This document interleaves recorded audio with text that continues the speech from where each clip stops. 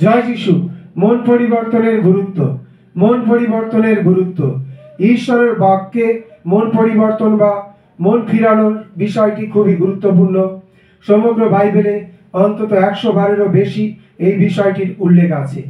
এই মন পরিবর্তন কথাটি ছিল বাপ্তিস্মদাতা জোহনের মুখ্য আলোচ্য বিষয়। মতি 3 অধ্যায় 1 এবং 2 পদ। সেই সময়ে বাপ্তিস্মদাতা জোহন জিউদিয়ার প্রান্তরে এসে এই বলে প্রচার করলেন, মন পরিবর্তন করো, কারণ স্বর্গরাজ্য সন্নিকট।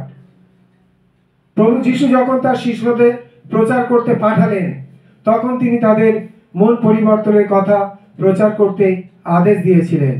মার্ক 6 অধ্যায় 12 পদ। তারা বাইরে গিয়ে প্রচার করতে লাগলেন যেন লোকেরা মন পরিবর্তন করেন। পঞ্চসপ্তমীর পরে শিষ্যরা মন পরিবর্তনের কথা প্রচার করতে লাগলেন। প্রেরিত 2 অধ্যায় 38 পদ।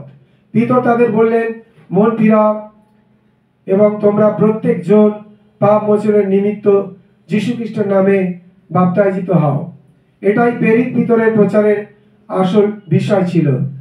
প্রেরিত 20 অধ্যায় 21 পদ এখানে উল্লেখ করা হয়েছে। ঈশ্বর চান সকলেই যেন মন পরিবর্তন করেন। দ্বিতীয় পিতর 3 অধ্যায় 9 পদ। তার ইচ্ছা এই নয় যে কেউ ধ্বংস হোক, তিনি চান যে সকলেই মন পরিবর্তন করে। ঈশ্বরের প্রতি অবদ্ধতা মানুষকে অনন্ত নরকে নিয়ে যাবে। লুক 13 অধ্যায় 3 পদ। বরং যদি মন না ফিরাও, তোমরা সকলেই বিনষ্ট হবে। জয় যিশু।